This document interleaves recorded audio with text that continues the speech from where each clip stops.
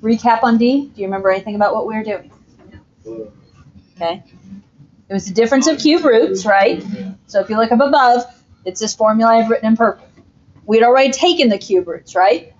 So the cube root of 27x to the ninth, 3 times 3 times 3 is 27. So 3x to the third. Remember, if it's a cube root, you divide your exponent by 3. Cube root of 343y to the sixth. Cube root of 343 is 7. Divide the 6, and it becomes y to the second. Now, basically all we're doing, every place we see an a, we're filling in 3x cubed. Every place we see a b, we're filling in 7y squared.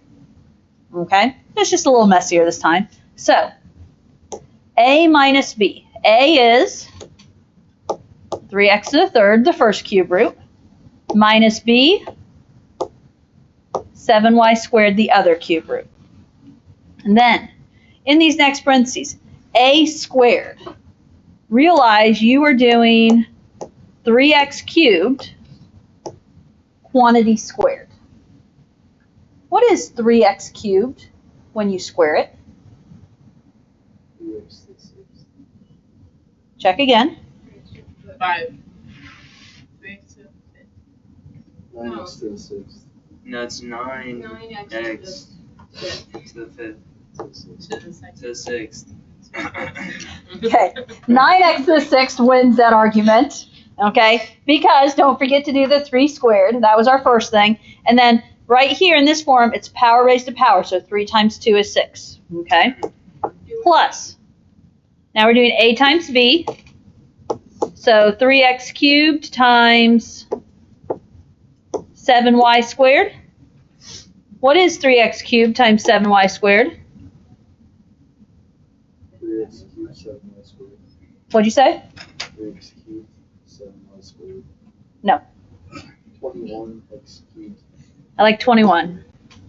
21 x cubed y squared. And then plus b squared.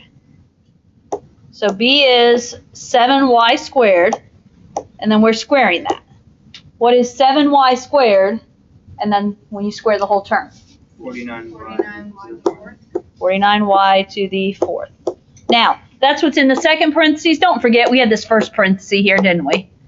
3x cubed minus 7y squared, and then times the parenthesis we just worked out there. Okay? Sum of cubes, difference of cubes. Those are newer. Okay? Use that form. Take your cube roots, or even up here, difference of squares. Take your square roots, fill them in. Okay? Yes? Will these equations be on the little sheet we got? I think so. I haven't looked at the one I haven't pulled out the one I've used in the past, but I feel like this is, yes, I probably put the sum and difference of cube formulas on there. Okay? Okay. Backside. Let's look at it. The backside here is something called binomial expansion. And what it does is it gives us a way to do something like A. Look at A. X plus y to the sixth. Based on what we know right now, how would you do x plus y to the sixth? You have to multiply it out 6 times each thingy. 6 parentheses. We'd probably do 2, 2, and 2, yes. You'd have to multiply each pair. Then you'd have to multiply 2 of those answers. Clean that up. Then you'd have to multiply n by the other answer. Okay, not sounding fun, is it? Okay, so we've got some tricks here. Okay, that I get to fit all in here. Okay, and really, I don't even need this much height. I just need the width. Okay, so when I tell you to space things out here a little bit, space things out. I mean it. Okay, so it's wide, but it's very doable. Okay, so what we're going to use is we're going to use this thing called Pascal's triangle. Okay, and what Pascal's triangle is, first of all, it's something I'll also give you. But basically, Pascal's triangle, it doesn't have just 7 rows. It has an infinite number of rows. But basically, each row comes from adding numbers in the row above it. So for instance, if I look at row 6 comes from adding the numbers in row 5. So like 1 plus 5 is 6. 5 plus 10 is 15. 10 and 10 is 20. 10 and 5 is 15. 5 and 1 is 6. And then just carrying the 1s down. Okay? So realize, could we write out row 8 on our own? Could we continue the triangle if we had to, wanted to? Okay? But that's what Pascal's triangle is. Okay? Now, we're going to use that because that's going to give us our coefficients of each row. Okay? So, we've got some steps here. And this works for the form of a plus b to the n. Now, some key things, and we'll just run through it. The expansion contains n plus 1 terms. So, for instance, a, we have a power of 6. That means 6 plus 1, there's going to be 7 terms when we get done, which is why I need the width of my paper. Okay? The coefficients of each term, or of each number, are the terms from the nth row of Pascal's triangle. So we'll use our power and we'll take a row from Pascal's triangle. Then we'll go through and we'll use our A, the first thing in the parentheses. We'll go through and write it out, starting at a highest power, going to a lowest power. Then we'll use B, the second thing in the parentheses. This time we'll reverse it. We'll go from lowest power to highest power. And then after that, it's just a cleanup. Notice it does say the sum of the exponents in any term is n. So that means in all 7 terms, all my exponents add up to be the same number. Okay? So, easiest thing is to actually go through it, as opposed to trying to explain it. So, what is my power? What is my n here? We have 6. So we're going to use row 6 from Pascal's triangle. So I'm going to ask that you take row 6 from Pascal's triangle and write out those terms, spread them out so you have room to write after each of them. Okay? So 1, 6, 15, 20, 15, 6, 1.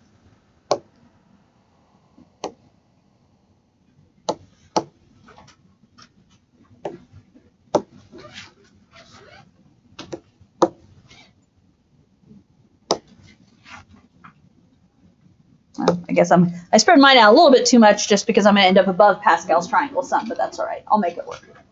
Okay, did you spread out the numbers? Okay, that goes with, I guess it's step 2 up there. We use the nth row of Pascal's triangle. Okay, now we're going to use A. So A being the first piece in the parentheses. So what is my A value here? It's x. And we're going to put an x term in each term. In this first one, after the 1, we're going to start at the top. So we're going to say x to the 6 because that is my power, yes? So there's x to 6. Then we're going to decrease each term. So after the 6, I'm going to have x to the 5th. After 15, x to the 4th. 20, x to the 3rd, 15, x to the 2nd, 6, x to the 1st, or x, and 1, I'm writing x to the 0 for right now, but realizing x to the 0 will drop out.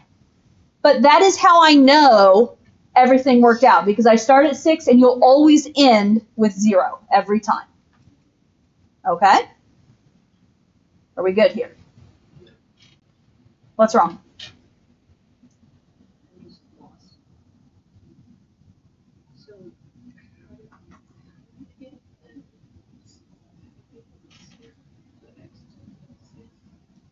Because we're going to start, the routine we'll do is you always start, you take the first piece in the parentheses, the first term in the parentheses, and you always start with whatever the power is here. And then you just decrease 1 each time. Okay? Don't overthink it. I would hate to see them for why this works. Okay? Now, the next piece. Now we have to use our B, which what is our B this time? It's Y. And this time we're going to do just the opposite. So last time we started high and ended low. This time we're going to start low and end high. So after 1 x to the 6th, I'm going to put a y to the 0. 6x to the fifth, y to the first.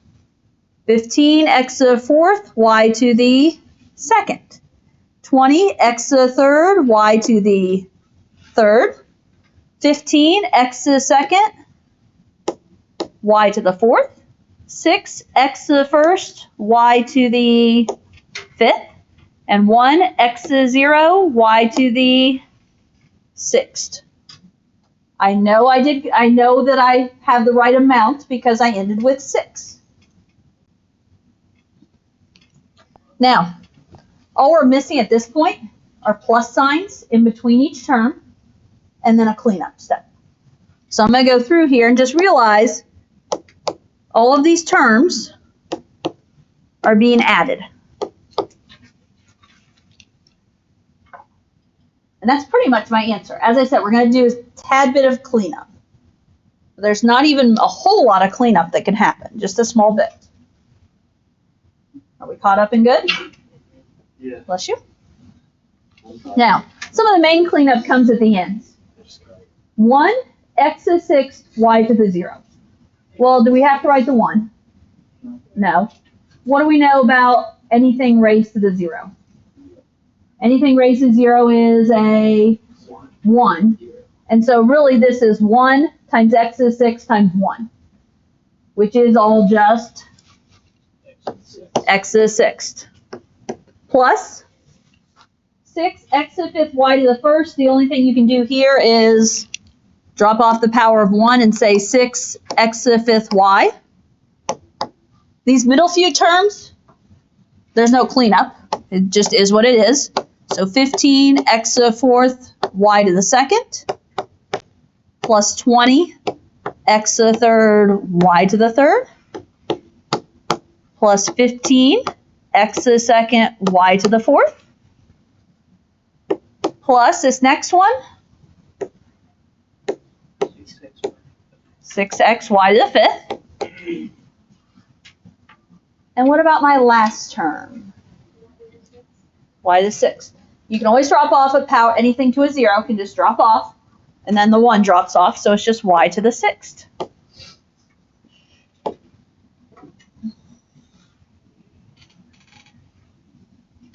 Final answer. Really big answer. I'm really glad we don't have to do the parentheses thing. I thought that was going to be much more complicated.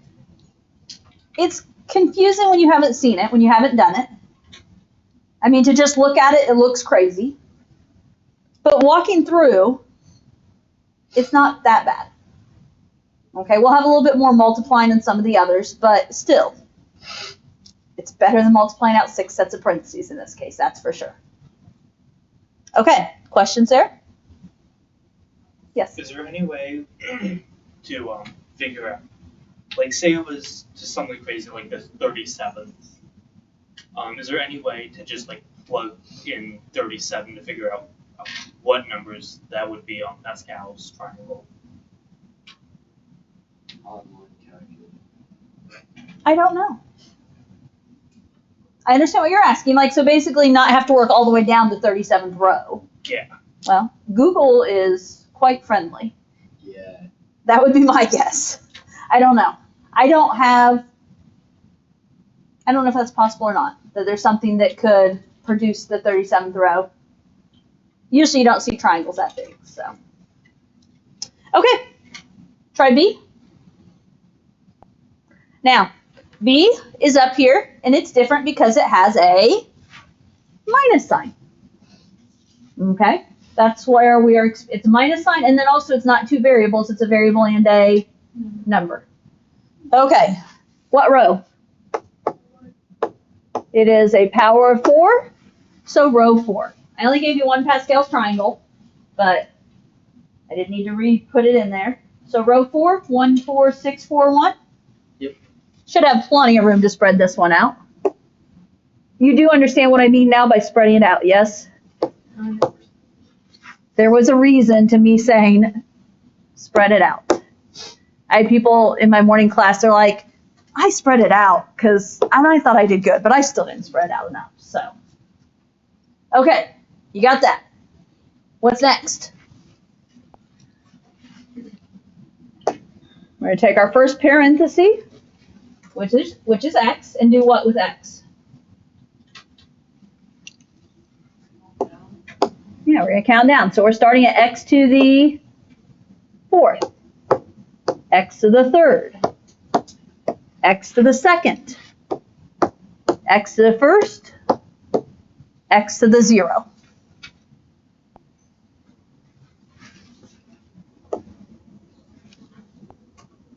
And now what?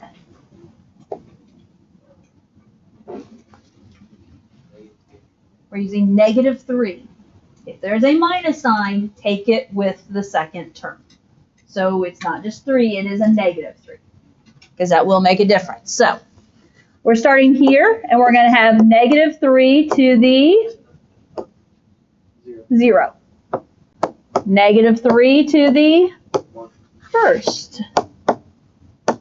-3 to the 2nd. -3 to the 3rd. And -3 to the 4th. Yes, I put parentheses on there. That's official form. I was amazed in the test at how many people believe like -3 to the 2nd is -9. So please remember when we square negative, things like that. Okay. Officially, the only thing I need to do for this work step is officially there are plus signs separating the terms, yes? Now, I don't know if you've realized it yet, some of those plus signs are going to change in our final answer, aren't they? We're going to have some minus signs, okay, which is why we had to bring the negative along with the 3, because it'll tell us which terms are negative. Okay, I'm going to kind of do a 2-row cleanup here. Let's see. 1 is 1.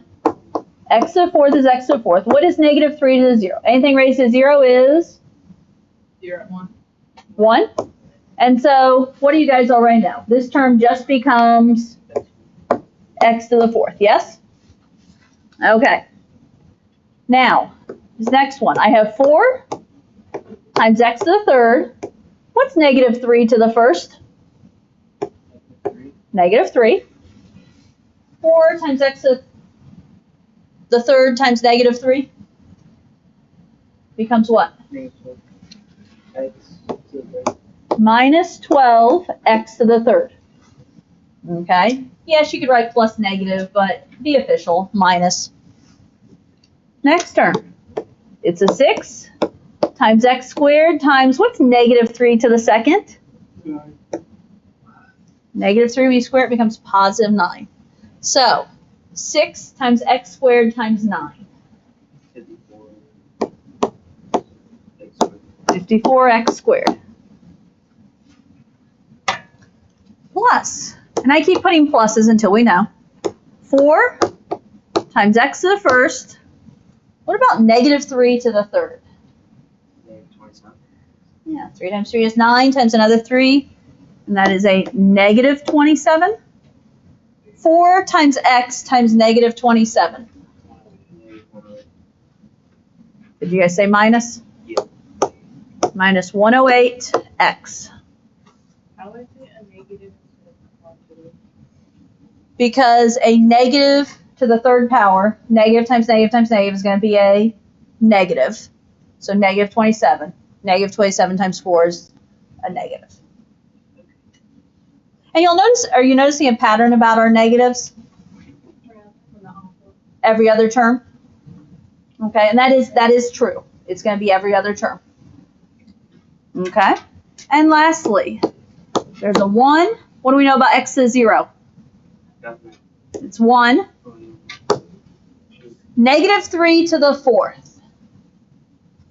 That's 81. 81. And here's my thought, guys. -3 times -3 is 9. -3 times -3 is 9. 9 times 9 is 81. 1 times 1 times 81? Plus 81.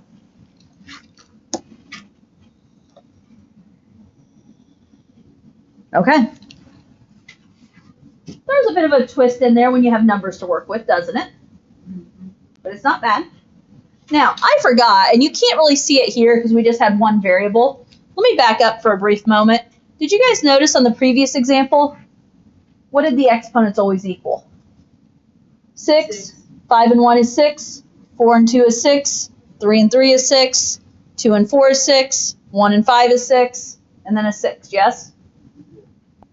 The same is true here, but we just can't see it when we get to the end because the numbers, right? But if you look up here, 4 and 0 was 4. 3 plus 1, 2 plus 2, 1 plus 3, 0 plus 4. Okay? Okay. One more example. I saved the best for last, right? The biggest for last? It is going to be the biggest. Okay. Give yourself lots of room. 2c plus d raised to the 5th power. What do we know? A is 2c. Row 5, yes? I'm going to start with row 5. What's my row 5? 1, 5, 10, 10, 5, 1.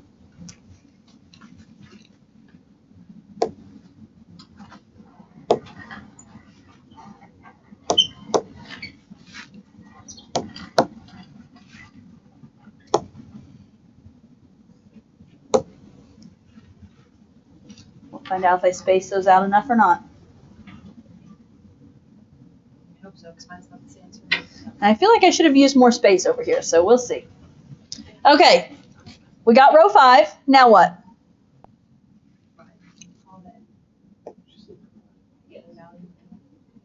Again, we could be multiplying this out by hand, guys. That's the alternative. I know. It's kind of one of those, I don't know. Necessary evils. There you go. Okay, what are we doing now? Your first value in the parentheses, that's your A value. So 2c, and we're going to start here, and it's going to be 2c raised to the power of 5. Notice I put 2c in parentheses. It's not just a c being raised to the 5th, it's the whole thing. So 2c to the 5th, and then 2c to the 4th, 2c to the 3rd,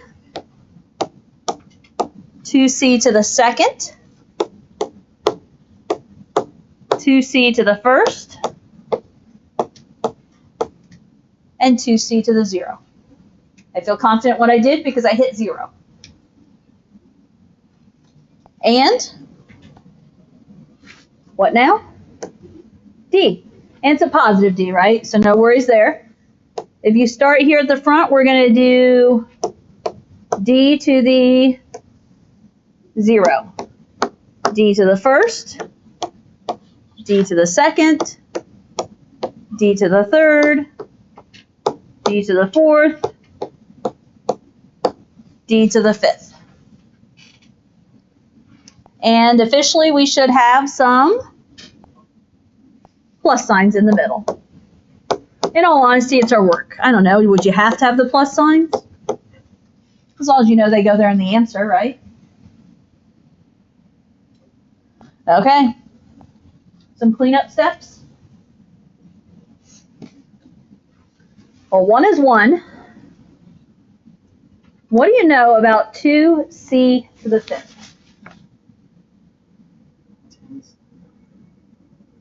It's 16c to the 32c to the 2 to the 5th is 32. So 32c to the 5th. And what do we know about d to the 0? Anything raised to 0 is 1. 1 times 32c to the 5th times 1 is going to make this 32c to the 5th for your first term. Okay. Next term.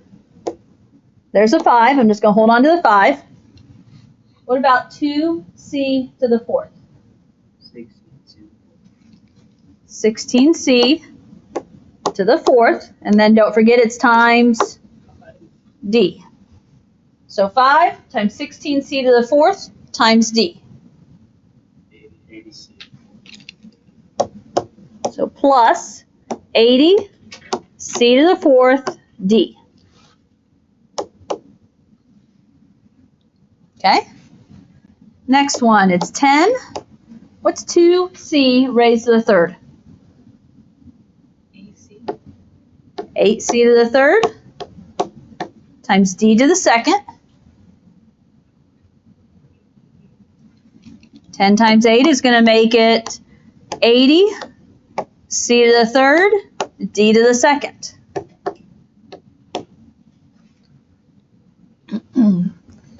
10.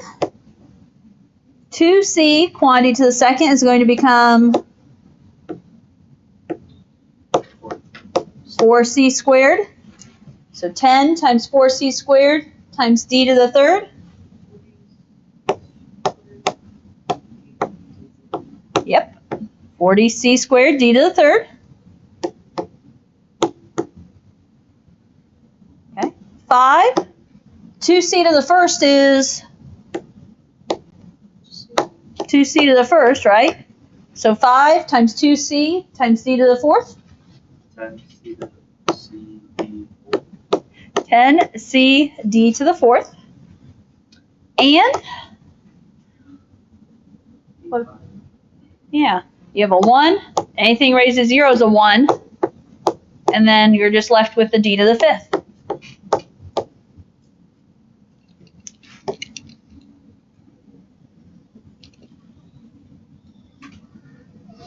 Okay. You did it. Again, I'm going to argue it's better than multiplying it out. So, if you're someone that you like to have a process, you like to have steps, it's a process with steps, most definitely. Okay? I have your test. Excuse me. Quizzes? Test. Whatever it was we last took. Quest. Okay? I have your test I want to give you an opportunity to look at. Quest. I have some other papers to pass back. And then besides that, you know, we have like 15, 20 minutes. So use it appropriately. Study for